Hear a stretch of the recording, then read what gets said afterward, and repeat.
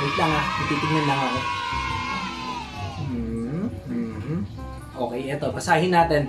Boss, meron ka ba dyang laruan na naitabi na panahon pa ng hapon? Panahon pa ng batang 90s, baka naman mapansin. Okay, sige idol, laruang pang batang 90s, panahon pa ng hapon.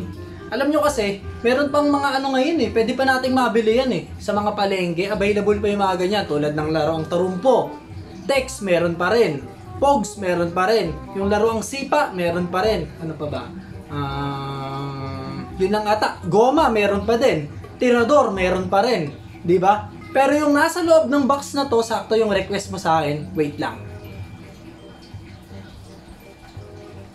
Nasa loob ng box na to, yan, eto, sure ako pare, bihira na to makita sa ngayon. Nakakita ka lang nito siguro sa mga yung mga grupo-grupo ng mga nagtitinda ng mga laruan, or yung mga nakuha pa kung saan-saan, nahukay sa baul, nakuha sa lumang bahay, nahukay sa ilalim ng lupa, siguro.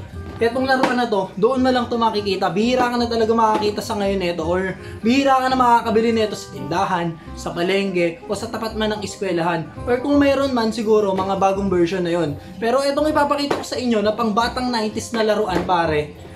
Grabe, sobrang tumatak din nito sa isip at puso ko, etong laruan na to. Sa lahat ng laruan na pang batang 90s, ito yung pinaka nagustuhan ko sa lahat. Sama mo pa nga pala yung Holen, pwede pang mabili sa palengke yun. Jolen, yung mga bilog-bilog, pwede pang mabili sa palengke yun. Naalala ko, pumapasok pa sa utak ko Ano pa ba? Pasok din ba yung Beyblade sa bagong batang 90s sa laruan?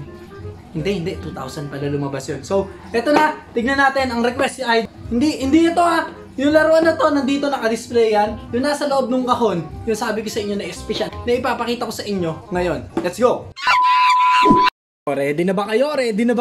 Okay, sige. Ito na guys. Buksan na natin yan. Boom! Para sa batang 90s natin na laruan dito na naitabi. Ito na guys. Den! Wala nang laman guys. Ito yung sinasabi ko sa inyo. Alam nyo ba yan? Kung kasing edad nyo ako, pare, talaga mababaliw yung isip nyo. Eto, hulaan nyo kung sino to. Yan, yung character na to. Alam mo na? Diba? Ang galing mo. Si Gohan yan, pare. Eto naman, tignan nyo naman. Eto, pang laban na talaga to. May mga nut na yan sa kamay. May nut pa rito sa kabilang kamay. May kasama pang tanso. Dito naman sa paa niya, may nut din. Plus may tanso din. Yung ulo naman niya, talagang pangpukpukan yan. May kasama na ring tanso. Pare, mga panlaban talaga. Eto, baka pamilyar sa ito. Ayan, sino yan? Sige, bibigyan kita. Tit! Hindi yan si Hawk. Sino to? Tignan nyo mabuti. May martilyo. May kapa. Yung kapa niya mukhang mukhang pakpak Kaya hindi mo mahalatang si Thor to si Thor yan pare. Tignan mo yung paa ni Thor nag-iisa pare. Yung kamay ni Thor nakapabaligtad pa. Pero si Thor yan guys. Diba? Napakaangas. May Thor na tayo. May Gohan na tayo. Meron pa tayong Gangnam. Yan, Gangnam yan. At eto. Ayan hulaan mo. Sino yan? Diba? Sabi ko sa inyo kahit ako hindi ko alam kung sino to Si Ultraman ba yan guys? Hindi ko alam kung sino pare. Parang ewan. Eto naman yan. Eto sa street. Ay hindi. Si ano to? Si Broly pare. Broly yan. Pero maliit. No? Ito pa isa. Broly na naman. May isa pa. Broly na naman. May isa pa. Uy. Parang si Gohan na malaki to Gohan na malaki pare. Eto hindi ko sasabihin kung sino to Yan. Kung sino man ang makahula nito sa may comment section, pare, malalaman ko talaga kung kasing edad kayo at bibigyan ko kayo ng 100 Gcash. Sige, unahan kayo. Unang mabasa ko sa comment section kung sino to pare. Ang makakahula lang siguro nito yung mga kasing edad ko talaga pare. Makikilala nyo kung sino talaga to. Mahulaan nyo kaya kung sino. Comment nyo sa comment section babasahin ko agad yan. Hindi ko sasabihin kung sino to, pero alam na alam ko kung sino to. Ito yung mga pamatong laruan dati.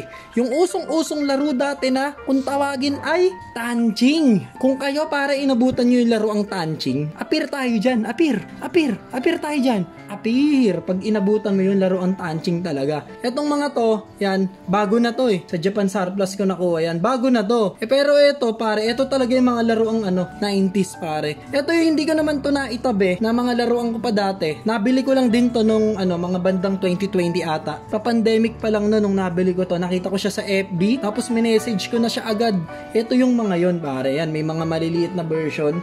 Kadalasan itong maliliit na version, ito yung mga itinataya. Kasi kung alam niyo yung laruang tanching, meron tayong dalawang klase ng larong tanching. Merong pabox lang, gagawa ng pabox, gagawa tayo ng pabox, tapos sa pabox na yon, pwede kayong magtaya, depende sa pag-uusapan nyo. Kung tatlong taya, lagay dun sa isang box na yon. Tapos meron tayong may distansya ng layo kung paano titira, at kailangan masapul mo yung mga laruan na yon na itinaya nyo. At kung mailabas nyo yun, kunwari ito, nakalabas siya doon sa box, pag tira mo, lumabas, tumalsik, sa'yo na yun. Ganun lang, napakadali lang yung laro nung araw, no? Tapos, ubusan lang kayo, no? Ang laro naman nun parang pustahan lang din, pero puro laruan ang ipupusta mo, no? Ito, kadalasan ng mga ganito kaliliit, yan, ito yung mga pinangtataya doon. At yung mga ganito kalalaki, yan, ito yung mga ganito kalalaki, ito yung mga pamato kung tawagin, no? At tapos, pare, pinupuno namin ng nut yan. Ng nut talaga, yung malalaking bakal talaga pare. Pumupunta pa talaga kami dati ng junk shop pare dati. Para manghingi lang ng mga gantong klase ng bakal, no, yung mga nut ba kung tawagin. Yung mga nahihingi pa nga namin dati sa junk shop, talagang makalawang be. Talagang yung mga pinaglumaan na, kaya tis-tis lang talaga kami. Pero pare, pinupuno namin ng bakal yan. Magmula dito sa paa, hanggang sa bewang kung kasya, sa balikat, sa kamay, tsaka sa ulo, kaya ubod talaga ng bigat. Talagang pag tumama yan, kunwari yan, nakabox yan, nakaganyan. Yan, nakabox yan, kunwari nasa box sila. Tapos eto, ipinamato mo na ganyan, malayo. Kailangan talaga shooter ka dun no? Dapat talaga noon pa lang, shooter ka na talaga. Kaya ako nahasa ako sa mga ganun Magaling talaga ako sa asintahan pare. Pag napadami mo to pare, sobrang sikat ka talaga sa buong mga magkakaibigan, lalo na pag natalo mo silang lahat. Sobrang sikat ka talaga. Huwag ka lang uuwi ng bahay nyo, na bit-bit nyo yung sandamukan na ganito na mga laruan. Kasi ang tingin ng nanay nyo doon pare, basura. Ang tingin ng nanay nyo doon pare sa mga laruan na yon, parang sa akin nanay ko dati. Pag nag-uuwi ako ng mga gantong laruan dati sa bahay, galing ako sa labas, ang tingin ng nanay ko doon, basura.